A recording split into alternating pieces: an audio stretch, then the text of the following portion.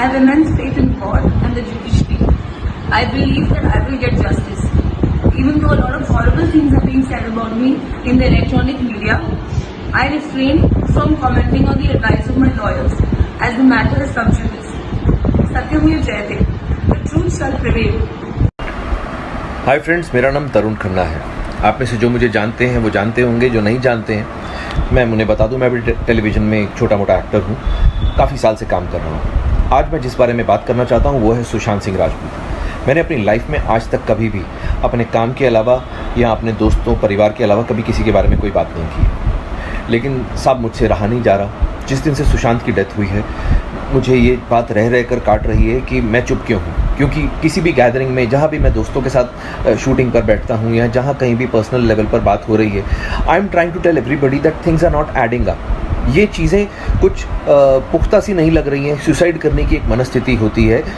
ये कहा जा रहा है कि सुशांत ने डिप्रेशन में आके सुसाइड किया, ऐसी थियरी एक प्रेजेंट की जा रही है, ऐसा नैरेटिव क्रिएट किया जा रहा है। तो मैं ये जानना चाहूँगा भाई, किस बात का डिप्रेशन था उन्हें कि उन्होंने पवित्र रिश्ता जैसा सुपरहिट सीरियल किया जो कई साल तक भारत के टेलीविज़न पर नंबर 1 था? क्या उन्होंने काइपोजे जैसी फिल्म की, इस बात का डिप्रेशन था? उन्होंने महेंद्र सिंह धोनी के बायोपिक में काम किया एज महेंद्र सिंह धोनी, इस बात का डिप्रेशन था? या उनकी लास्ट फिल्म छिछोरे ने रिकॉर्ड तोड़ बिजनेस किया 150 करोड़ रुपए के ऊपर का, इस बात का डिप्रेशन था? इंडिया का जो सबसे बड़े, बॉम्बे में सबसे बड़े कास्टिंग डायरेक्टर्स में से एक है मुकेश छाबड़ा, जब वो फिल्म बनाने जाता है वो उसको अपनी फिल्म में हीरो लेता है। या मैं बता दूं कि मुकेश छाबड़ा ने हुमा कुरैशी, नवाजुद्दीन सिद्दीकी, खुद सुशांत सिंह राजपूत, अमित साध, राजकुमार राव और भी बड़े सारे एक्टर्स को लाइमलाइट में लाने में हेल्प की है। बॉम्बे में बहुत सॉट आफ्टर कास्टिंग डायरेक्टर माना जाता है वो। जिस आदमी की तवज्जो पाने के लिए सारे के सारे एक्टर, न्यू कमर्स या एस्टैब्लिश्ड एक्टर्स भी मरे जाते हैं, वो आदमी जब खुद फिल्म बनाता है तो वो सुशांत सिंह राजपूत को हीरो लेता है अपनी फिल्म में, यानी कि वो सुशांत का फ़ैन है। अब जिस आदमी की लाइफ में इतना सब कुछ हो रहा हो, करोड़ों रुपए की, ऐसा पता चला बैंक से उसके पास संपत्ति थी, करोड़ रुपए की, तो वो डोनेशंस बांट रहा था, पैसे की कोई कमी नहीं थी इसका मतलब। अब साहब मेरा पॉइंट सिंपल सा ये है कि एक आदमी जो इतना ब्रिलियंट, पढ़ाई में एक्स्ट्रा ऑर्डिनरी, एक्टिंग में एक्स्ट्रा ऑर्डिनरी, उसने मतलब धोनी को कन्विंस किया कि वो उसका रोल करे। उसने इंडिया का नंबर 1 डायरेक्टर है राजकुमार हिरानी, उसको कन्विंस किया कि वो उसको अपनी फिल्म में ले। छिछोरे, दंगल जिसने बनाई वो तिवारी साहब, उन्होंने जब अगली फिल्म बनाई तो उसमें सुशांत को हीरो लिया छिछोरे में। इतने लोगों को वो आदमी कन्विंस कर रहा था अपनी प्रतिभा से।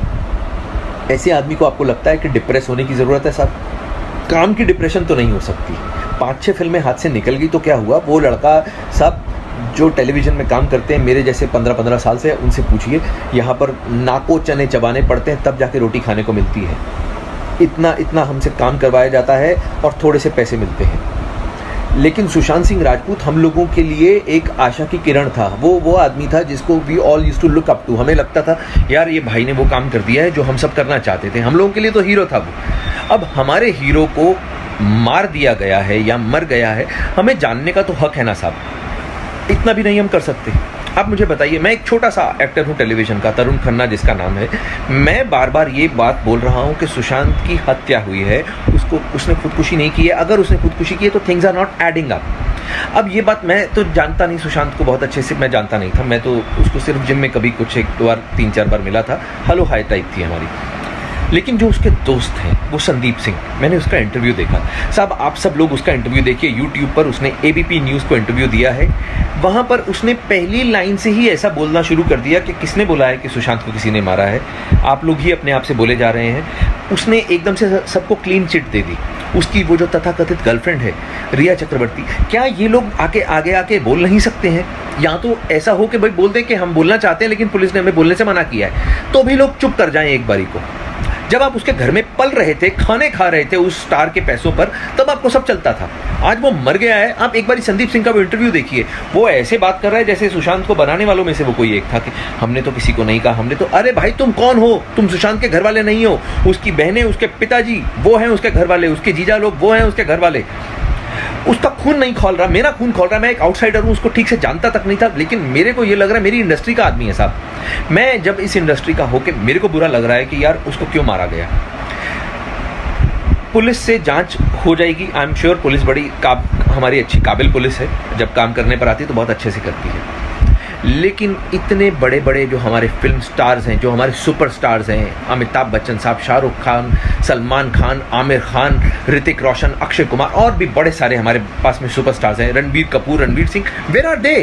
व्हाई आरंट दे सेइंग कि हमारा साथी मर गया है, हमारे उस साथी की मौत की जांच होनी चाहिए सीबीआई के द्वारा? ऐसा क्यों नहीं बोला जा रहा?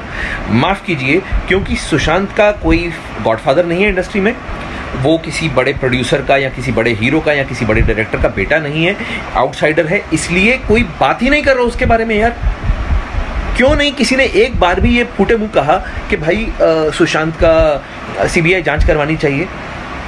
अगर खुदा ना खास्ता, भगवान ना करे, रणबीर कपूर के साथ में ऐसा हो गया होता तो आपको लगता है कि क्या तब भी सीबीआई जांच ना होती? अगर वरुण धवन के साथ में, भगवान ना करे, बिकॉज वरुण मुझे बहुत छोटे भाई के जैसा प्यारा है, अगर उसके साथ में खुदा ना खास्ता ऐसा कुछ हो जाए तो, या रणवीर सिंह के साथ में ऐसा हो जाए जिसका मैं बहुत बड़ा फ़ैन हूँ, अगर इन लोगों के साथ में ऐसा खुदा ना खास्ता हो जाए तो तब क्या होगा? क्या तब भी ऐसे लोग हाथ पे हाथ धर के बैठे रहेंगे? क्या तब जांच नहीं होगी? अरे यार प्लीज़, मैं ये बोल रहा हूँ कि अगर तो if the investigation is going on और पुलिस इसलिए चुप है कि भाई हम लोग रियल कल्प्रिट को पकड़ने के पास में हैं, इसलिए जानबूझ के उसको ढील दे रहे हैं, एटलीस्ट कुछ तो ऐसा लोगों को बोले। बिकॉज वो लड़का 14 जून को मरा था, आज 6 जुलाई हो गई है, आज 20 दिन से ऊपर हो चुके हैं। We are getting frustrated because आप लोग उसकी मौत को बार बार सुसाइड बोलते हो पुलिस वाले।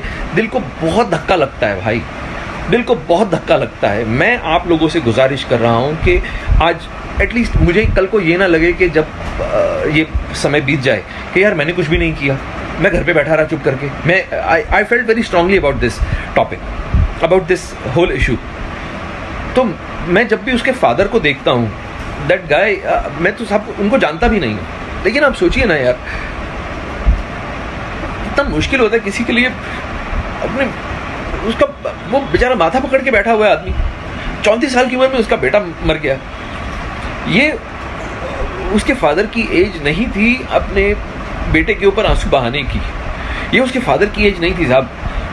तो वो मैं उन लोगों को नहीं जानता हूँ, मैं सुशांत सिंह राजपूत की फैमिली को किसी को नहीं जानता हूँ, मैं उसकी बहनों को भी शक्ल से नहीं पहचानता हूँ, मैं कुछ नहीं जानता हूँ। मैं सिर्फ क्योंकि मैं भी इस इंडस्ट्री में काम करता हूँ and I feel very strongly about this whole issue.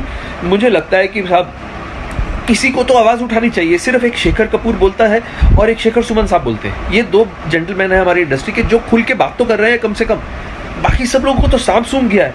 अरे क्यों भाई, कौन तुम लोगों को मार डालेगा यार? तुम लोगों की इतनी पावर है, हम लोग इनको इतना पावरफुल बना के रखा हुआ है कि ये लोग एक एक एपिसोड का 2-2 ढाई करोड़ रुपया चार्ज करते हैं। मतलब they charge 35-40 CR for a film. अब आप मुझे बताइए, हमने इन लोगों को इतना पावरफुल बना दिया तो इनका फर्ज नहीं बनता है क्या?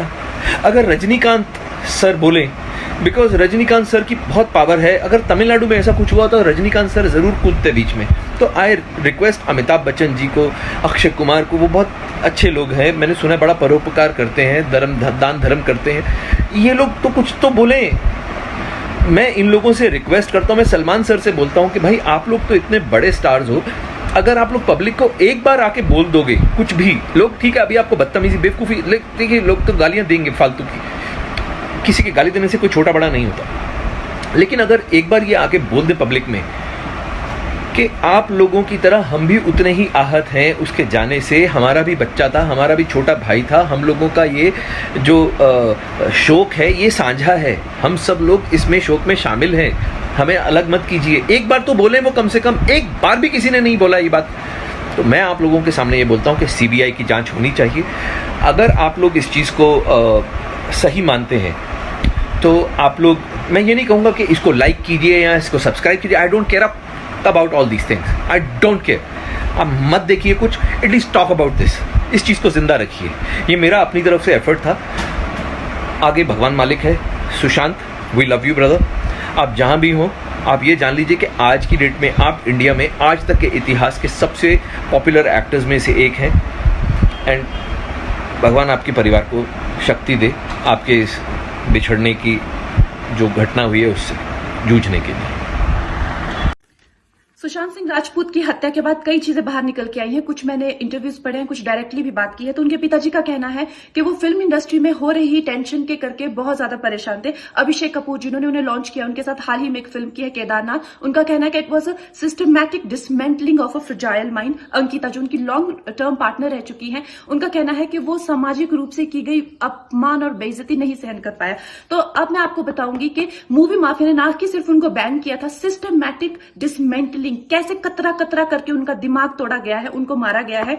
तो ब्लाइंड आइटम आप इसलिए लिखते हैं क्योंकि आप जब झूठ लिखना होता है, आपको के अगेंस्ट कोई लीगल एक्शन नहीं लिया सकता क्योंकि आपका तो नाम ही नहीं लिखा, मगर उसकी जो डिस्क्रिप्शन होती है, जैसे मेरे बारे में लिखा जाएगा कि जिस लड़की के घुंघराले बाल हैं, जिसको नेशनल अवार्ड मिला हुआ है, साइकोटिक है, इस तरह से जो कि मनाली से डिस्क्रिप्शन पूरी दी जाएगी मगर नाम नहीं लिखा जाएगा। 23 अगस्त 2017 को बॉलीवुड लाइव सुशांत के बारे में लिखता है कि वो जब भी सेक्स करता है तो सिर्फ अपने ही गाने सुनता है, वो सबसे बड़ा नार्सिसिस्ट है। 16 दिसंबर 2016 में मुंबई मिरर लिखता है कि सुशांत एक ट्रक ड्राइवर की तरह लगता है। 22 फरवरी 2019 को मुंबई मिरर लिखता है कि पार्टी में तमाशा करने के बाद सुशांत ने कांच की बोतल एक डायरेक्टर के सर पे दे मारी। 18 अक्टूबर 2018 को डीएनए लिखता है कि सुशांत ने अपने को एक्टर का रेप किया और वो मीटू के चलते अब जेल जा सकता है। और ऐसी न जाने कितने अनगिनत झूठ। और ये जो बुद्धिजीवी जर्नलिस्ट हैं, ये जो चील कौए गिद्ध हैं जो मूवी माफिया के पाले हुए हैं, ये इसको मेंटल इमोशनल साइकोलॉजिकल लिंचिंग को जर्नलिज्म कहते हैं। मेरे बारे में आज तक जो भी कहा गया मैंने कुछ नहीं कहा, लेकिन जब एक स्वतंत्रता सेनानी के खिलाफ गंदगी लिखी गई, मैंने उस जर्नलिस्ट को कॉन्फ्रंट किया। आपको पता है उसी रात 4 सीनियर जर्नलिस्ट ने मेरे खिलाफ एक गिल्ड बनाई, ऐलान किया गया कि इसकी फिल्म को बैन किया जाए, फ्लॉप किया जाए।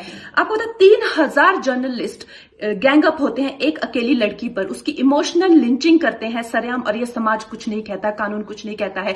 मैंने उन पे केस करने की कोशिश की मगर 1 महीने बाद वो गायब हो गए, मेरी फिल्म रिलीज हुई, गायब हो गए। तो मेरा कहने का मतलब ये है कि अगर ये समाज जिस अन्याय की बुनियाद पर खड़ा है और कभी आवाज नहीं, आप ये पढ़ते हैं, चटकारे लेते हैं, कभी आपने सोचा है कि कभी नेपो किड्स के बारे में ये क्यों नहीं लिखा जाता है? तो ये अन्याय का फंदा किसी दिन आपके बच्चों के गले में लटका मिलेगा, आपके गले में लटका मिलेगा। इसलिए जब तालियां बजेगी और सीटियां बजेगी तब आपको पता चलेगा कि क्या गुजरती होगी।